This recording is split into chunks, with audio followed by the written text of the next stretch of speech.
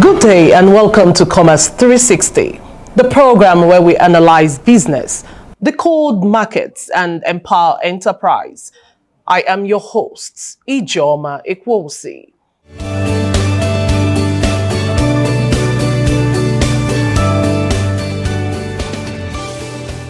Zenith Bank, in your best interest. Today, we turn our focus to one of the most powerful sectors shaping wealth, investment, and economic growth: real estate and urban development.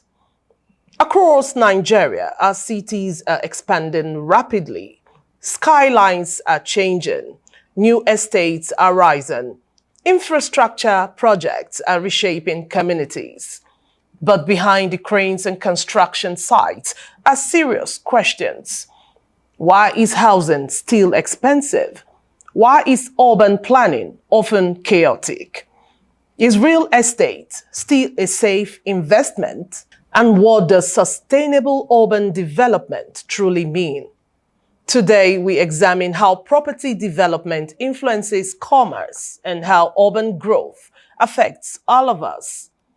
We asked people, do you believe real estate is still a profitable investment in today's economy? And what challenges do you see in urban development? Let's hear their responses.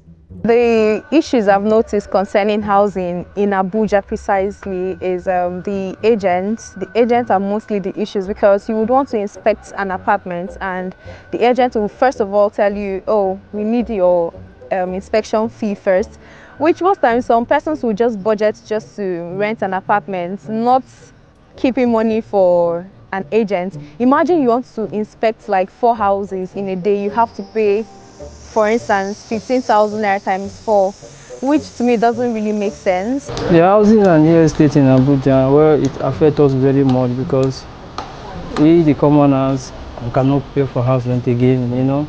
I don't want to say selfishness or self-interest that has made the cost and prices of real estate to move up. But I want to just put it this way, that I would say development is taking place rapidly, and people are taking chances of this development.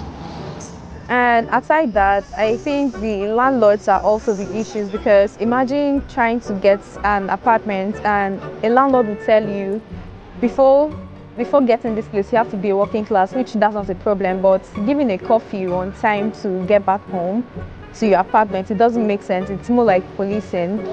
It's unbearable. It's making people to park from Abuja to their villages. The prices of houses, if you go to a house today and try to make inquiries, trust me, if you go there 6 months later, it will be the same. So, I mean, you can just imagine how this whole thing has skyrocketed.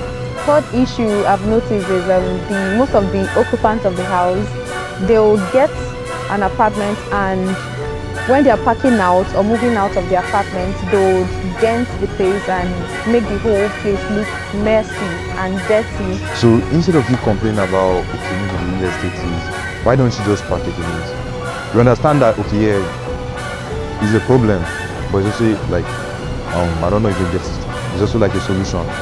You can go into it and like you can still make impact to it.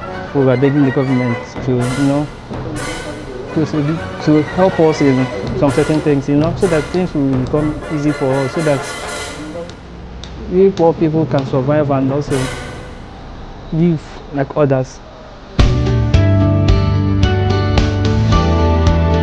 Zenith Bank, in your best interest. Some see real estate as the safest investment. Others are concerned about rising property prices and poor infrastructure. To break this down properly, I am joined by an expert in real estate and urban planning. Joining us today is Mojafu Ekbang Shame Ega, the corporate business strategist, Valabi Shelters Limited, a real estate developer and urban development consultant with years of experience in property investment and city planning. You're welcome to the show. Thank you very much. Let's begin. What actually is real estate?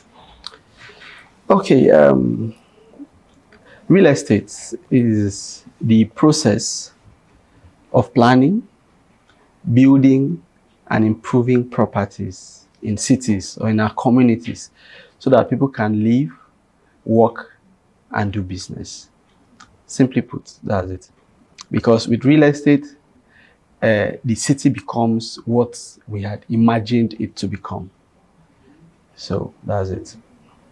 Okay, taking you back to, you saw from our Vox Pop segment the divergent views of whether real estate is the safest investment in today's world. What is your own opinion, your take on that? Yes, real estate is still a very safe investment because unlike other forms of investment, trade, forex, and the rest, in real estate, the land is there. There's always land. And land always appreciates. Land never depreciates. You know, land can be put to a lot of use. It could be used for farming, building, renting, and for several things. And so the real estate sector is such that always improves your investment, no matter how you want to look at it, as long as you invest right. Okay, why are property prices rising so rapidly in major cities? What are the determinants?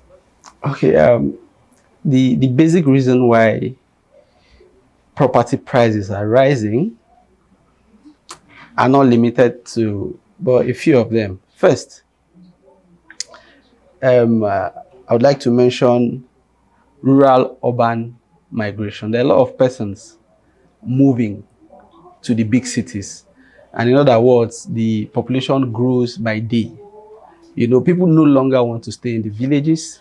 People no longer want to be so involved in farming in the village, or a lot of persons are tired of the timid life. So with the invent of the social media, people see the city as a place where they fit in most to live a better life. So people come in search of greener pastures in the city. So if you're using a place like Abuja for a case study, a person who had ordinarily dreamt of going to the UK or to the US would see Abuja as a soft landing to live the life they've always wanted to live. And then the cost of construction has increased so much in the past years. And so as a result of that, everything is on the high side. So I think these are some of the basic factors. Okay, you are a developer yourself, and being in that field for a while now, what are the challenges developers face? Well, challenges. Developers face a lot of challenges. You know, the real estate business looks very attractive from a glance at it, but actually it's filled with a lot of challenges. As I used to tell a lot of persons, if you sell a land to somebody, you would never be at rest until that person moves into that house, because you don't know what restrictive covenants are on that property. You don't know what government interest might come on that property and other reasons. So the basic challenges developers face in this sector are, one, finance. It's not so easy to access bank loans. It's not so easy to, especially for those that are not so big, it's not so easy to gain the trust of the people, and then to access finance from banks is a difficult challenge. And just as I mentioned earlier, the growing costs of building materials. Building materials have become so expensive. I remember there was a time we were buying a bag of cement for about 1,000 naira or 1,500 naira. But the last time I checked, a bag of cement is about 10,000, 11,000 plus. So automatically, it affects the sector so much. And the other challenge is government regulations. You know, government comes up with a lot of regulations. Today is one political dispensation and everything looks good. and tomorrow another person comes in and changes the whole period, and changes the whole process, and then you have to go back to something you had done before, and the policy is affecting you and all that. So there are a lot of challenges that developers go through. The cost of construction too. The cost of construction has increased rapidly, and looking at the kind of society we find ourselves, if you have to give out the best, then you need to spend a lot of money. Yeah, there are lots of challenges. But these are the biggest. Yes. Yeah, okay. Are there risks when developers, are there risks incurred when developers ignore city plans? Of course. When developers ignore city plans, there are a lot of risks involved. In fact, it's like sitting on a time bomb, because for a city like Abuja, for instance, it has a master plan. And so for you to be on the safe side, you have to stick completely to the master plan. So in situations where you avoid it and go to do things your own way, then you risk your property being demolished. Yes, you must have made sales, sold out, constructed your building, your infrastructures are all in place, and one day a right-thinking authority comes in place and your whole estate goes down. So that's a basic challenge. So developers must follow the city plan and follow the laid down map for development in a city. Okay, in urban planning, how does poor urban planning affect businesses in all of this? Well, generally, when there is a plan already and you fail to follow the plan, then obviously everything will go south, Now, the government has a plan for the city, and in the plan, there's a place for, there are industrial areas, there are residential areas, and there are corporate areas where you should have offices and banks. So in a situation where the planning is poor, then everything will not go accordingly to plan. And so it affects taxing, it affects price regulation, it affects even security. Because at the end of the day, you will have people being or putting up their businesses where such businesses should not be, So it's a big one, a big risk. Okay, what role does government play in housing affordability? What role does government play in housing affordability? Well, the major role government should play in housing affordability, for me, I think, is making the right policies, putting the right policies in place. When government has the right policies on ground, then it provides an average playing ground for everybody.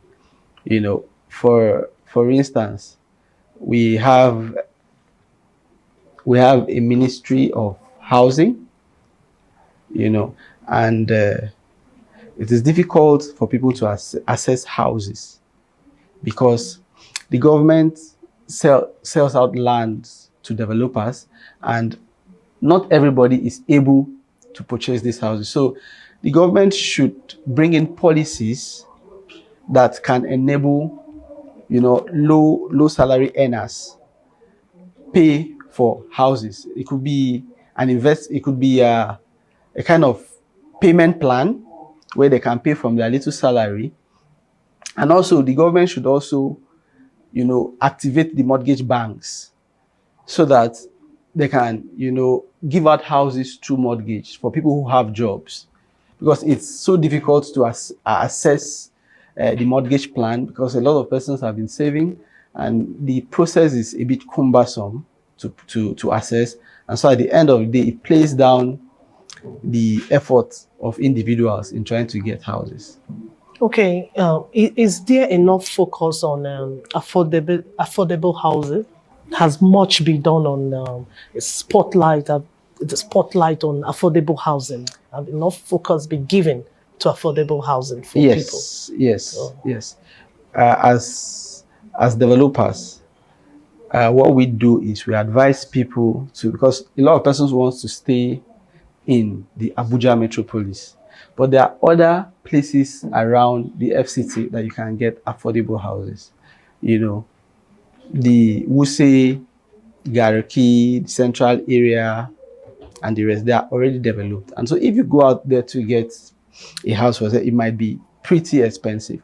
But when you look out for places like Kuje, Kurudu, and it's more cheaper to get a property over there. You know, it's way cheaper to get a property in Kuje. And Kuje, Kurudu, and these other suburban settlements are developing very fast. But almost everybody wants to live in the heart of the city. So to bridge this gap, people should start thinking about living outside the center of the city.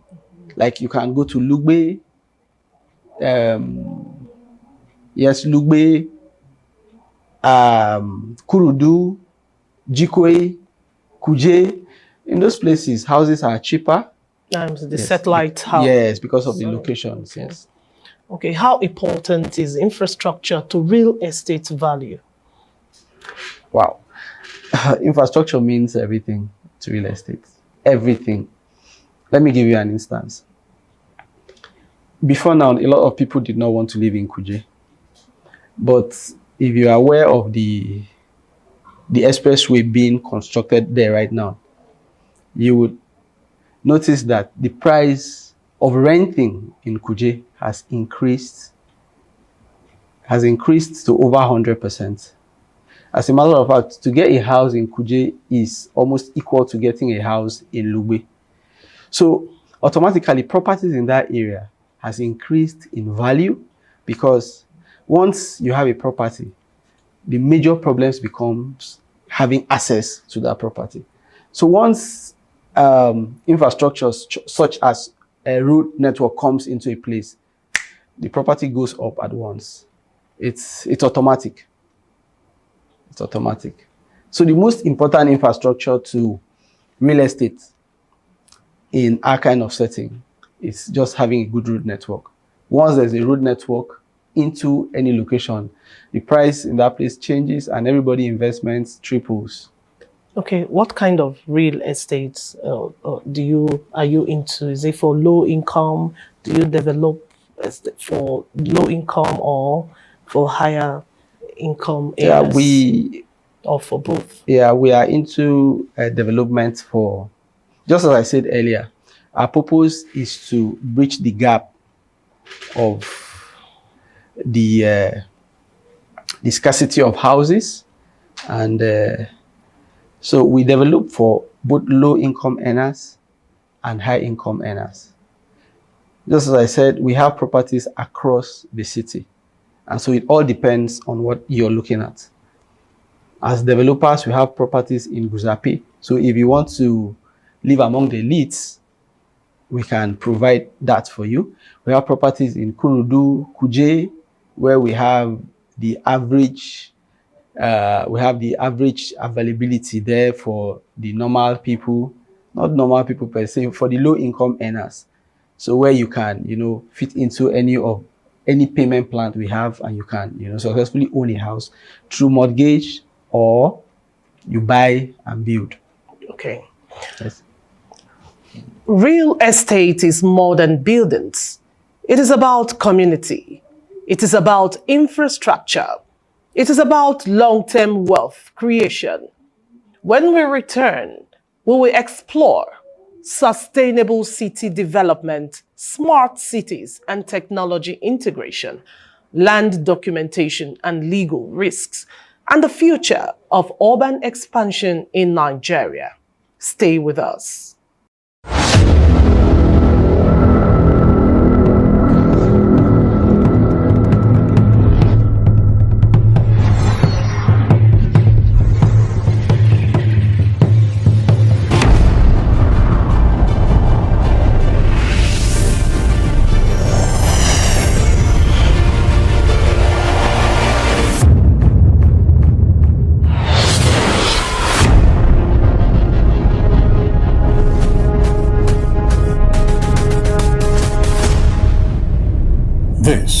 CTV, the station that inspires hope.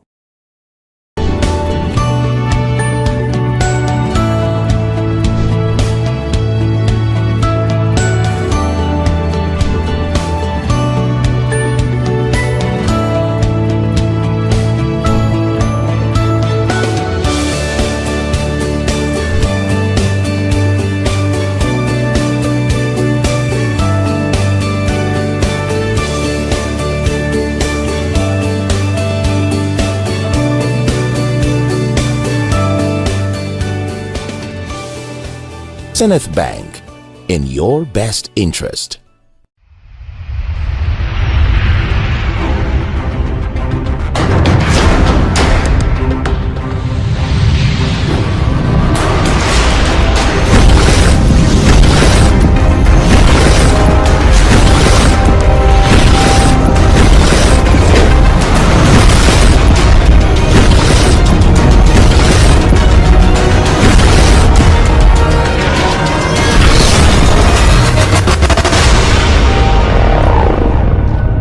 This is CTV, the station that inspires hope. Welcome back to Commerce 360. Today, we are discussing real estate and urban development, building the future of our cities. With me in the studio has been Mr. Mojafu Ekbang Shami Ega, who is the corporate business strategist, Valabi Shelters Limited. Let's look ahead. What does sustainable development really means? Well, sustainable development means being able to meet up with the improving needs of the population. You know, as time goes on, technology comes into the sector. There are a lot of new things that are coming up. A lot of persons wants to have everything at home. You want your house to be all encompassing. So to be able to meet up with the growing and the rapid change, the evolution in the real estate sector, you need to be abreast with a lot of recent developments. Okay, every now and then we hear about smart cities by developers. Yes. Are smart cities realistic in our current environment? How tenable is that? It's workable. It's workable because Nigeria is struggling every day to meet up with the Western world and with our people going out there to see the good things. So a lot of persons bring them back home to see how it can be incorporated into our system. So the smart home innovation is very possible and it's real. There are smart homes in Abuja everywhere. There are estates that are functional on its own. From the gate to your house, you have a smart card, you have a remote control, you can control and work out everything for yourself. Okay. How serious is the issue of land documentation and property fraud? It's very serious. It's very serious. Looking at the fact that everybody just wants to be rich in the country, and the real estate sector has been seen as one of those vulnerable sectors. There are a lot of persons who need to buy houses. There are a lot of persons who want to be landlord and homeowners in Abuja, and so it's easy to fall into the hands of fraudulent developers, those who would just grab your money and give out papers to you without land to show. So documentation is very important and it has to be handled with all levels of professionality. Okay, What can government do better in city planning? Already we have the FCT minister who is doing something close to that. What can the government do better in city planning? I think the government should be proactive. Government should be proactive, and they should work more on the satellite towns, because the population of the FCT mostly comes from the satellite towns. And so government attention should be shifted more to the satellite towns to ensure that there's electricity, there's good road network, and ensure that developers are compliant to government policies. Yes. Or you're suggesting more demolitions in the satellite towns? No, I'm suggesting if government do this, it will save more demolitions in the future. Okay. Because by the time you abandon the satellite towns and people go there, buy land and begin to live comfortably, and then in the next 10, 15 years, when you're done with developing a place that is already developed, you move down there where people are already living comfort. That's where it will bring about more demolition. But if you go in there and every layout is properly, carved out, the road infrastructure is there, electricity is there, there's water and everything. So when people want to invest and build, they'll build in the right place. Zenith Bank, in your best interest.